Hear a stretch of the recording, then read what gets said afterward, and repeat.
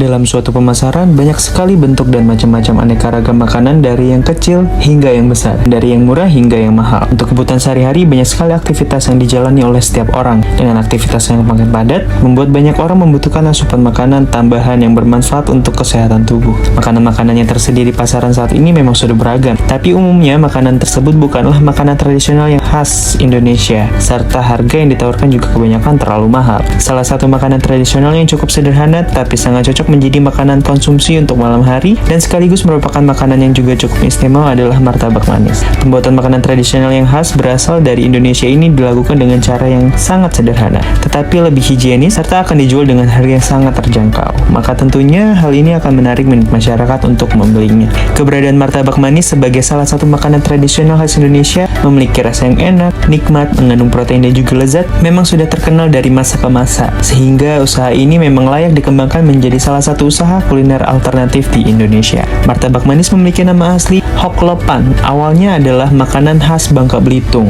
yang arti harfiahnya Hoklopan ini berarti martabak atau kue orang Hoklo. Martabak diciptakan oleh orang Hakka atau Kek atau Bangka, yang hampir semua orang bahkan di kota-kota besar mengenal martabak Bangka.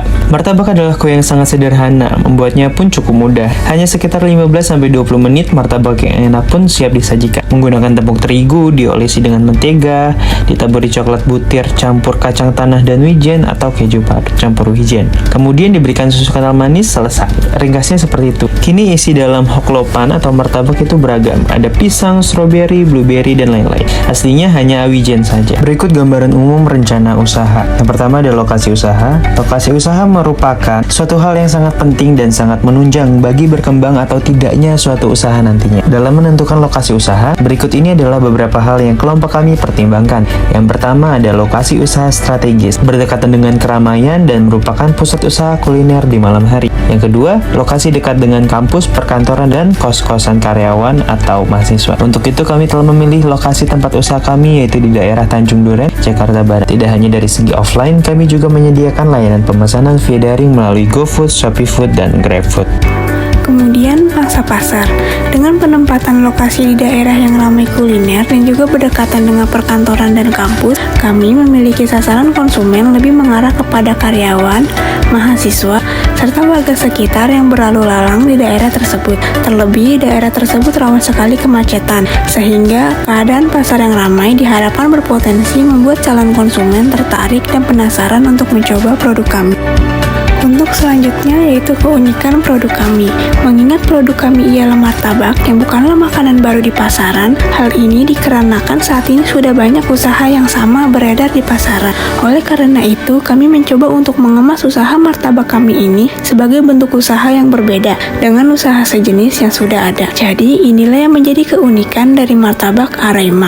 Yang pertama, kami memiliki varian rasa yang unik dan berbeda sehingga memberikan cita rasa yang baru dan fresh pada setiap gigitannya.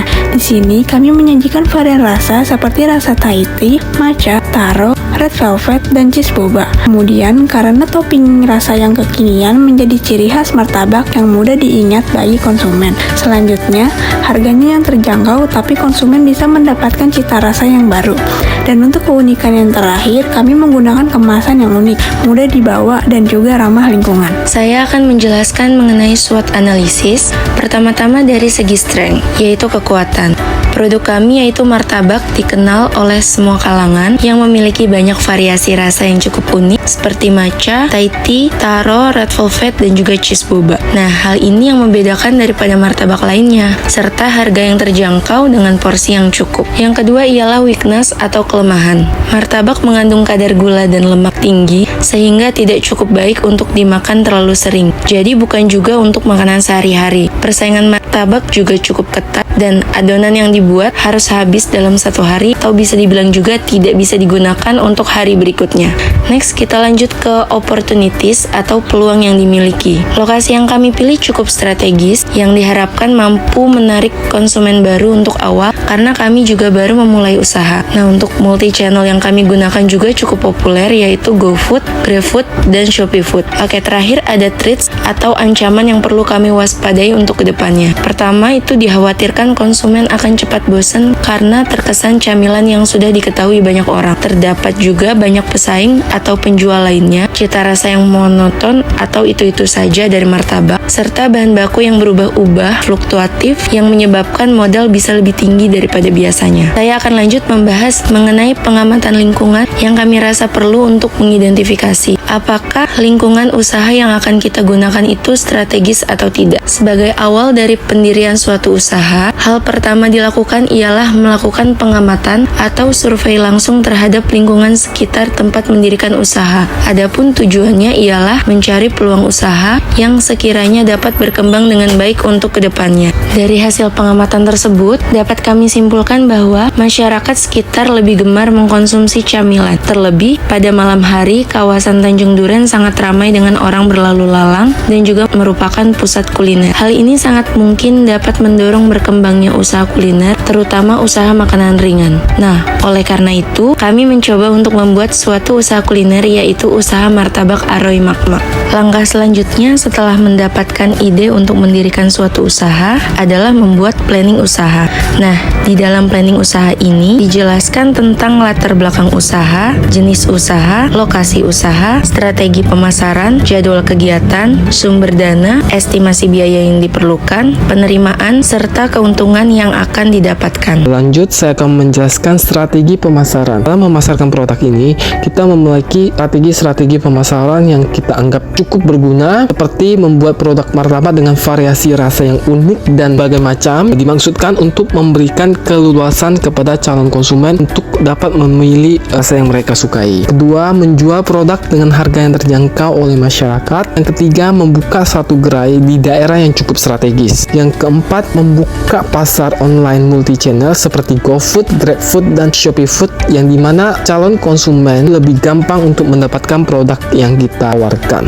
Yang kelima, tidak lupa juga kita membuat akun promosi di platform Instagram dan TikTok untuk menarik banyak konsumen secara online. Untuk biayanya, kita membagi biaya menjadi seperti aset jangka panjang. Aset jangka panjang yang dimaksud adalah seperti gerobak, kompor, dan lain-lain. Dan total di sini kita memprediksikan itu sekitar 3,5 juta. Lalu yang kedua ada biaya operasional per bulan, yang dimana terdapat gaji karyawan, biaya kebersihan, listrik, sewa tempat, retribusi, dan lain-lain. Kita memprediksikan di angka Rp1.850.000. Lalu biaya yang ketiga adalah biaya bahan baku. Ini yang paling penting karena ini untuk membuat si martabak. Dapat dilihat totalnya itu sebesar Rp33.525.000 itu untuk kebutuhan 30 hari atau 1 bulan. Lalu kita akan menghitung harga pokoknya untuk mengetahui laba ruginya. Harga pokok, harga per unitnya kita Rp22.350.000. Untuk perhitungan harga pokoknya itu dapat dilihat dari target penjualan per bulan itu kita targetkan 1.500 piece. Jadi total dapatan kita itu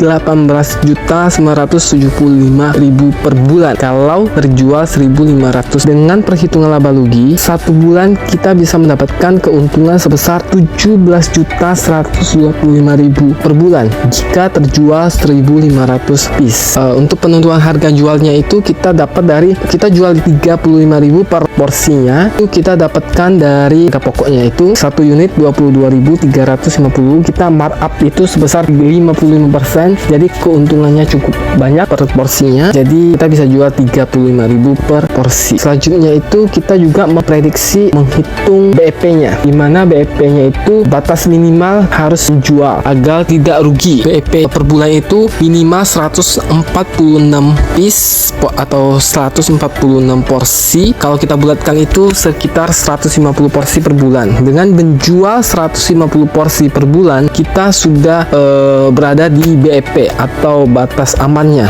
Jadi tinggal kita mengupgrade jualan kita. 150 porsi per bulan, jadi per harinya itu sekitar 5 porsi saja. Demikian penjelasan proposal bisnis martabak Aroy Mak-Mak dari kelompok 5. Sekian dan terima kasih.